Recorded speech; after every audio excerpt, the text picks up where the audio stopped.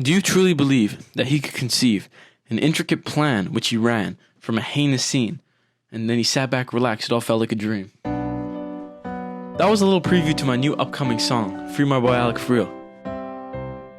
From this Canadian life in a burning McDonald's break room, this is Modok Mysteries, one story told week by week, and I'm your host Modok Scott, an aspiring rapper / McDonald's manager.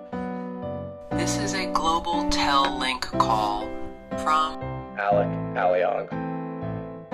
was held at Hugh G. Correctional Facility.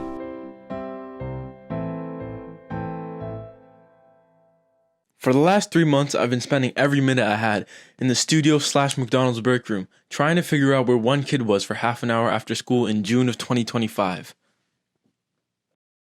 This case has felt really undignified on my part.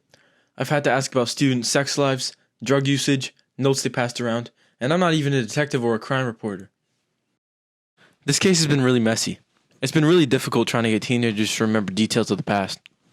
3 months ago on the 20th of June, on the 8th day of the week, everyone was extremely exhausted and ready to go home. When 20 minutes later after the bell rang, a high school teacher, Roberta, was murdered via blunt force trauma and then disposed of in the local school forest. Alec to many is characterized as a social butterfly and a charismatic and funny young man. He's believed to have killed Roberta because she was his 9th grade social studies and 10th grade French teacher, and during these years he had an immense burning hatred towards her. Many times he joked about murdering her as a senior prank, but no one truly believed he would do it. The state believes that Alec Aliong was the only person to have the motive to kill Roberta. The presumed order of events are as follows. Alec walked to Roberta's class after school while no students are around to take his opportunity to kill her as he is graduating soon. He strikes her with a blunt and heavy object and then buries her in the school forest. I tracked down and managed to interview a student at Mosscrop Secondary, Jacob Aluskas. The student was Alec's long-term boyfriend up until the murder.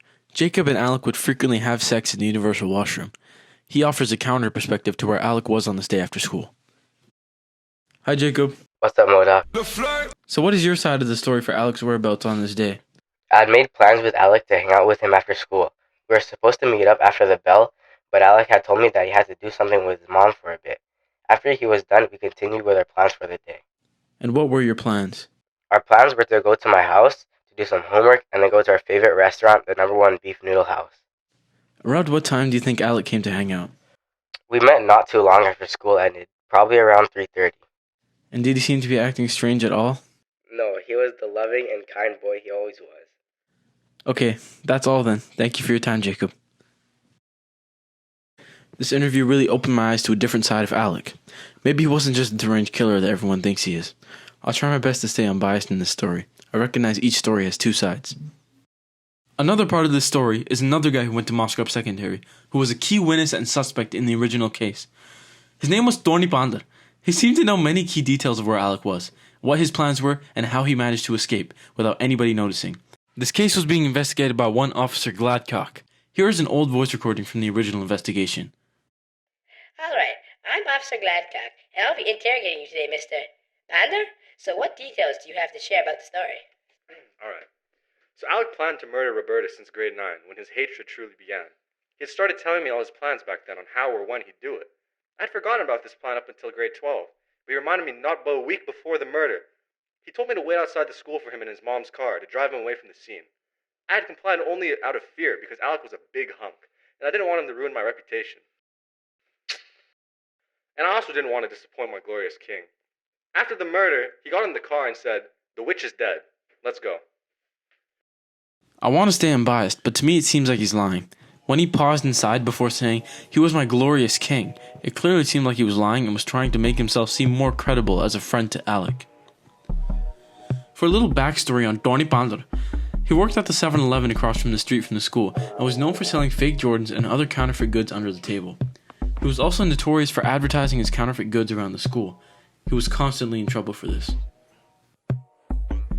The next part of this episode is very interesting. I managed to get a call with Alec through the Hugh G. Correctional Facility to get his side of the story, which he still defends 3 months later, after his arrest.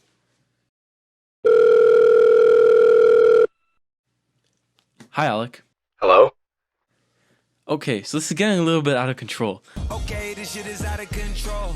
I've heard many sides of this story from many different people, but yours is the most important and the one I'm most intrigued to hear. So, Alec, tell me your side of the story and what you think could be why you are the main suspect of this crime. Alright, to start first things. I didn't do it. Let's get that out of the way. That day, or even in grade 12 in general, I had completely forgot about the joke I made about killing Roberta. It was all truly just a joke gone wrong. By that point, all I was focused on was graduating. That day, I can't completely remember everything I did because it was just a completely normal day. What do you mean by normal day? I mean, that nothing special was happening. I was just trying to get to the end of the day, because to be completely honest, I was just thinking about what I was going to do with my boyfriend Jacob after school.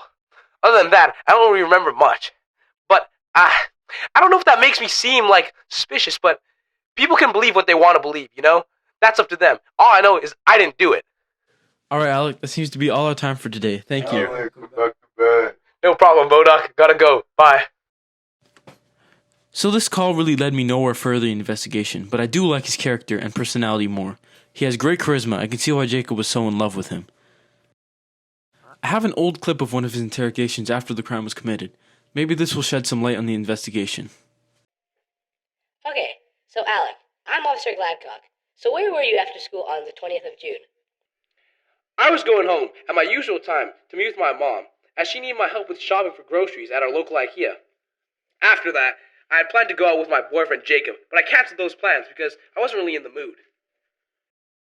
This recording confuses me because it clashes with his statement earlier in the recent call I had with him. Could this be a mistake or could Alec be lying? All of the information about this case doesn't really come together clearly. I've heard so many sides to this story in so many different perspectives, but yet none of them provide concrete evidence of whether he was guilty or not. This case is really giving me an awful headache. All of the parties seem to have at least one discrepancy or inconsistency within their story. None of them seemed 100% trustworthy. I'm going to have to keep digging for the story and asking around different people who may have had more insight on what happened that day. Next time on Modok Mysteries, the Mo Call. This episode is sponsored by Khalil Cuts, an upcoming barber in the local Burnaby area who is willing to make you look like the freshest monk at the monastery possible.